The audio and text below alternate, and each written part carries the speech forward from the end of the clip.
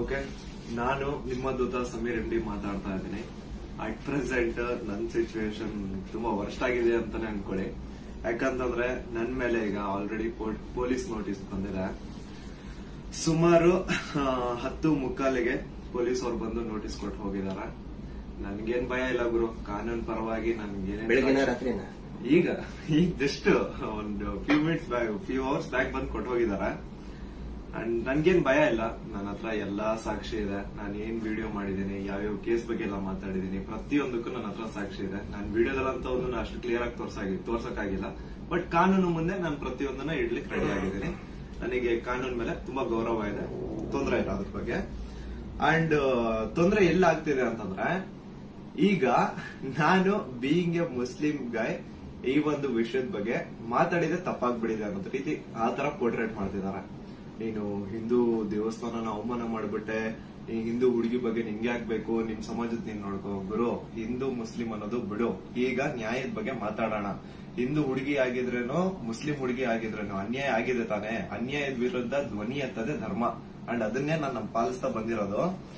And ಏನದು troll pages ಅಲ್ಲೆಲ್ಲ ನೀವು ಹಾಕೊಂಡಿದಿರಲ್ಲ, ಇವ್ನ್ ಹಿಂದೂ ವಿರೋಧಿ, ಮುಸ್ಲಿಂ ಬರೀ ಹಿಂದೂ ಅಗೇನ್ಸ್ಟ್ ಮಾಡ್ತಿರ್ತಾನೆ ವಿಡಿಯೋಸ್ ಅದಿದ ಅಂತ.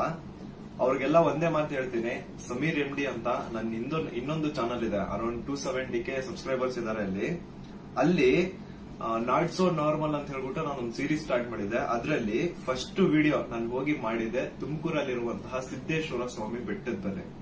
ಅಲ್ಲಿ ಹೋಗಿ ಸಿದ್ದೇಶ್ವರ ಸ್ವಾಮಿ ಮುಂದೆ ಕೈ ಜೋಡಿಸಿದ್ದು ಈ ಒಂದು ಮುಸ್ಲಿಂ ಹುಡುಗನೇ. ಅದಾದ್ಮೇಲೆ ತುಮಕೂರಲ್ಲಿರುವಂತಹ ಸಿದ್ದರ ಬೆಟ್ಟಕ್ಕೆ ಹೋಗಿ ಅಲ್ಲಿರುವಂತಹ ಸಿದ್ದೇಶ್ವರ ಸ್ವಾಮಿ ಮುಂದೆ ಕೈ ಜೋಡಿಸಿ ಪ್ರಾರ್ಥನೆ ಮಾಡಿದ್ದು ಈ ನಿಮ್ಮ ಮುಸ್ಲಿಂ ಹುಡುಗನೇ. ಅಶ್ವತ್ಥಾಮ ಬಗ್ಗೆ, ಮಹಾಭಾರತದ ಕಥೆಗಳ ಬಗ್ಗೆ ವಿಡಿಯೋ ಮಾಡಿದ್ದು ಈ ಒಂದು ಮುಸ್ಲಿಂ ಹುಡುಗನೇ. ಬಾರ್ಬರಿಕು ಅಶ್ವತ್ಥಾಮದಲ್ಲಿದ್ದಂತಹ ಇನ್ಫೇಮಸ್ ಕ್ಯಾರೆಕ್ಟರ್ ಅವ್ರ ಬಗ್ಗೆನೂ ನಮ್ ಕನ್ನಡಿಗರಿಗೆ ತಿಳಿಸ್ಕೊಟ್ಟಿದ್ದು ಈ ಒಂದು ಮುಸ್ಲಿಂ ಹುಡುಗನೇ. ಸೊ ಇಲ್ಲಿ ಜಾತಿ ಧರ್ಮ ಅನ್ನೋದು ಬೇಡ, ಆಯ್ತಾ? ಅಶ್ವತ್ಥಾಮ ಬಗ್ಗೆ ಓದಿದ್ರೆ ಸರ್ ಎಲ್ಲ ಅಲ್ಲಿ ವಿಡಿಯೋ ನೋಡಿ ಸರ್. ನಾನು ಇಂತ ಡೀಟೇಲ್ ಬಿಟ್ಟಿಲ್ಲ ಅಂತೇನಿಲ್ಲ ಸರ್, ಎಲ್ಲದನ್ನೂ ಹೇಳಿ. ಮಹಾಭಾರತದ ಕುರುಕ್ಷೇತ್ರ ಯುದ್ಧದಲ್ಲಿ ಕೌರವರ ಪರವಾಗಿ ಹೋರಾಡಿದವರು ದ್ರೋಣಾಚಾರ್ಯನ ಮಗ. ಸೊ ನೋಡಿ, ನಾನು ಹಿಂದೂ ವಿರೋಧಿ ಅಂತೂ ಖಂಡಿತ ಅಲ್ಲ. ಹಿಂದೂ ವಿರೋಧಿ ಆಗಿದ್ರೆ ಒಂದು ಹಿಂದೂ ಹುಡುಗಿ ಜೊತೆ ಆಗಿರುವಂತಹ ಅನ್ಯಾಯದ ಬಗ್ಗೆ ನಾನ್ ಯಾಕೆ ಗುರು ಧ್ವನಿ ಎತ್ತುತ್ತೇನೆ? ನ್ಯಾಯದ ಬಗ್ಗೆ ಮಾತಾಡೋಣ ಅಷ್ಟೇ, ಅದೇ ನಮ್ ಧರ್ಮ.